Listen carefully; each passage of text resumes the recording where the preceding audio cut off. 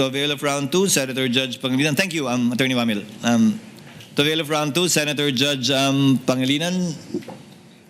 You have 2 minutes, sir. Thank you. Doon tayo sa yung acknowledgement receipts, no? So, andito yung mga acknowledgement receipts for December 21 to 31. No? Ang napansin ko rito nga, lahat buo ang numero, no? Walang butal. 250,000, 500,000 na acknowledgement receipt. Yes. Tama ba na kapag resibo na official, ang malamang hindi buo, no? May butal, hindi ba? May detalyado. Malamang. No? Malamang po, Your Honor. Okay. Based on your experience. So dito, puro buo, 250, 500, ni isa, walang butal. Walang sentimo, no?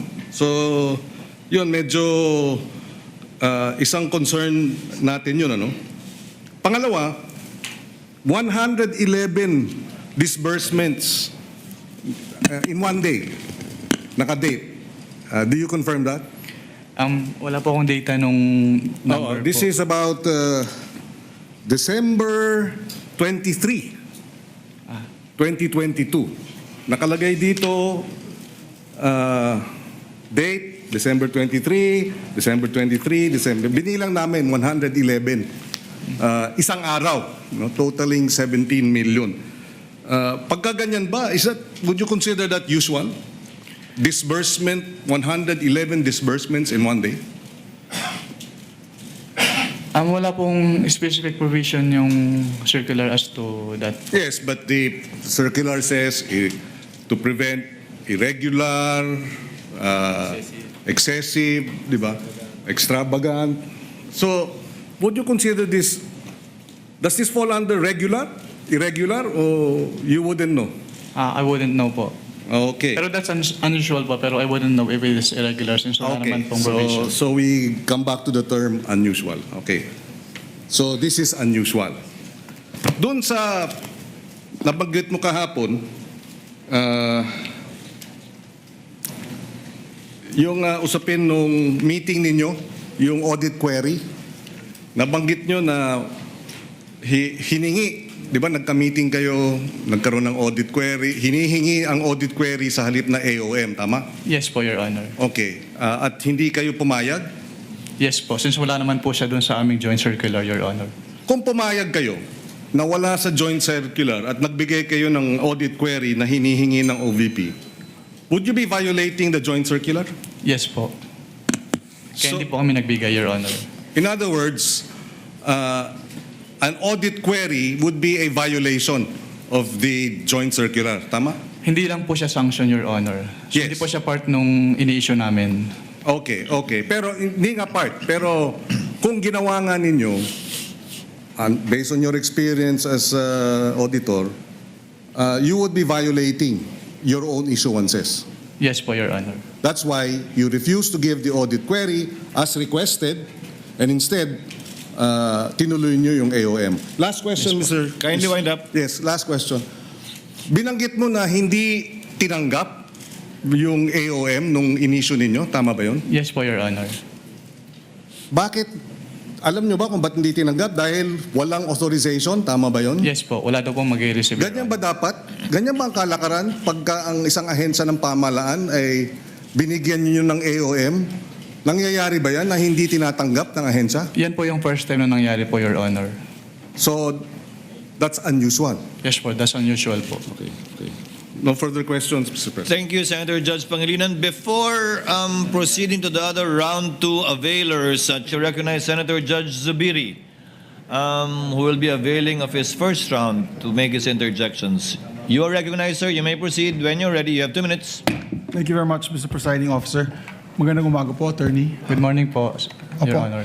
Ito, broad strokes lang po ito, Mr. Presiding Officer, to my dear colleagues. Kasi sa iyong pananaw, dito sa findings ninyo, napapakita ba na may possibility of misuse and abuse of government funds on confidential and intelligence funds? There is a presumption po, Your Honor.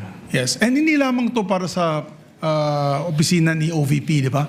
I'm sure sa tagal mo, sa iyong karanasan bilang investigator ng COA, ganito din ang findings mo sa maraming mga ahensya. Yes po. Since we follow naman po yung joint circular sa lahat ng ina-audit po namin.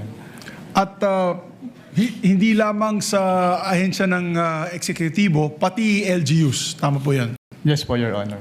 Yeah, the reason why I'm taking this up at gusto ko pong tanungin po ang ating witness is sa iyong eksperyensya, dahil sa lack of accountability using confidential funds as a excuse na nagkakaroon ng abuso at corruption dito sa pondong ito. Yes po. Yes, kasi obviously, Mr. Witness, is pag sinabing confidential in nature, huwag na kayong magtanong. Basta ginamit namin yung pera. Hindi sa tingin mo, tama po yan o hindi? Hindi po, Your Honor, kasi ang confidential fund ay public funds pa rin naman po. So it must follow the strict accounting and auditing rules po. Para So- maiwasan po yung misuse. So talagang hinahanap ninyo yung paanong nagastos yung pera, paano yung nagkaroon ba ng plano of action, at paano nagastos ang pera at saan pumunta yung pondo. Tama po yun. Yes po, Your Honor. Dito po sa case ni OVP sa Office of the Vice President, meron ba ganung klaseng plano? Meron ba ganung klaseng accounted use of the funds? Since ang audit po namin ay document-based, so nagbe-base lang po kami dun sa sinasubmit sa amin. So kapag hindi po properly liquidated, meaning hindi submitted lahat ng documents or yung documents ay hindi compliant dun sa requirements ng joint circular, nagkakaroon po ng presumption na yung amount is put to personal use or benefit po. Yes, kasi nung ako po yung naging Senate President for 2 years, we had access to the reports of confidential and intelligence funds. And in these reports, makikita po natin one particular agency, talagang detalyado. Ito po ay panggamit sa buy-bust operation ng drugs, ito po ay nabigay sa informant, ito po ay nabigay sa mga tumulong paghahuli nito mga tao ito. Ayan ba'y ganun din po nakita ninyo sa OVP, use of confidential funds? Pwedeng pa ulit po ng tanong, Your Honor. Sana mabigyan po ako ng leeway ng ating presiding officer. Basically, nung ako po yung naging Senate President, yung confidential intelligence funds ay dinadala dito during budget hearing. So, para ma-review po ng Senado. Ang ginawa ko po, nung ako po yung Senate President, binuksan ko po ito sa majority at minority. As a matter of fact, Senator Risa Ontiveros, Senator Coco Pimentel was the minority leader then. Binuksan po natin yan para makita ng lahat yung paggamit nitong confidential and intelligence funds through the reporting of the different agencies. May mga ahensya na makakapal ang mga sinabmit sa Senado para makita kung gaano nila o paano nila ginamit yung pera. Dito ba po sa Office of the Vice President, ganun din ba po kadetalyado ang report na ibinigay po sa COA o nakita ng COA sa paggamit ng mga pondo nila? Hindi po, Your Honor. Hindi po. Opo. Okay, and the reason why, and this as a statement, the reason why we need to really curtail the use of intelligence and confidential funds on the possibility of abuse, and not only on the Office of the Vice President. This also goes to all agencies of government. Kaya limitado na po sa armed forces na lang yung ating confidential funds tuwing nag-approve po tayo ng budget. At kasama na po dapat dyan yung LGUs.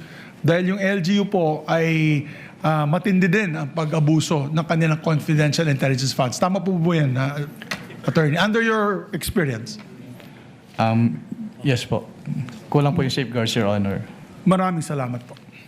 Thank you, Senator Judge Zubiri. Next would be Senator Judge Erwin Tulfo. You may proceed, sir. When you're ready, you have 2 minutes.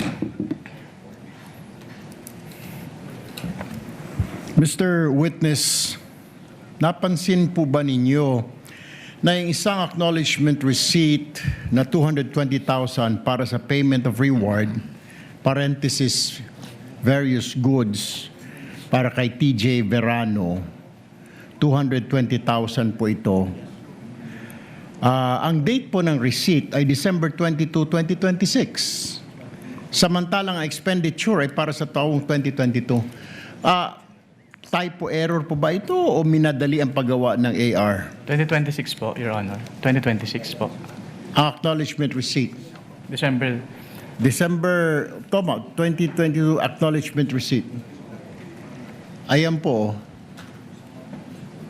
Para sa 2022 po yata ito. Is this typo error or sa tingin ninyo ay minadali? Nagkaroon po kami ng findings about dyan, Your Honor. Lahat po nung ARs po na nakadate po, na hindi po nakadate ng 2022, na isama po namin doon sa aming notice of suspension po. Okay. Pero ang pirma po dito ni TJ Verano po, may pirma po nito, di po ba? Based on that document po, it appears na si TJ Verano po. So, dinate niya po ng 2026, in advance niya na? Or move forward niya po to 2026? Ang pagtanggap po ng goods, December 22, 2026? Para sa 2022 po ito. Yes po, kaya po kami nagkaroon ng findings about dyan, Your Honor. Okay. So, question ho ninyo. Opo, kinwestiyon po namin. Pangalawang katanungan ko po, pinajustify niyo po ba sa OVP bakit gumastos ito ng 2 milyon kada araw para sa safe house? Ito po ba isang safe house lang o maraming safe houses? Sumagot po ba ang Office of the Vice President? Based on the documents submitted to us, hindi po namin madedetermine kung ilan yung safe houses na pinagamitan po. Pero sumagot po ba siya? Pinajustify niyo po ba? I mean, 2 million per day, sobrang laki. Hotel na po yata yung nirerenta po nito. Ganito kalaki, sobra pa. Hindi po namin pinajustify, Your Honor, since wala naman pong threshold dun sa joint circular as to the amounts. Na yung 2 million, so hindi po unusual para sa inyo na magrenta po ng safe house sa 2 million per day dito sa Pilipinas? Since, tulad nga po ng sinabi ko kanina, we follow our audit based on the provisions po ng joint circular, pero wala naman pong threshold as to the amount sa joint circular, kaya wala po kaming findings as to that. So, tama po si Senator Judge Lacson na binibase nyo lang po talaga sa mga documents po, wala po kayong physical audit. Yes po, Your Honor. Alright. Based po sa experience ninyo, may mga government offices ba na ino-audit po ninyo na hindi tinatanggap ang Audit Observation Memo, AOM? May mga as on auditor or sumasagot silang lahat? Wala po. Sumasagot po silang lahat, Your Honor. Except dito kay OVP. Hindi po tinanggap ni OVP yung aming first AOM nung nagka-tempo kami nung unang time po. Alright. That's all, Presiding Officer. Thank you.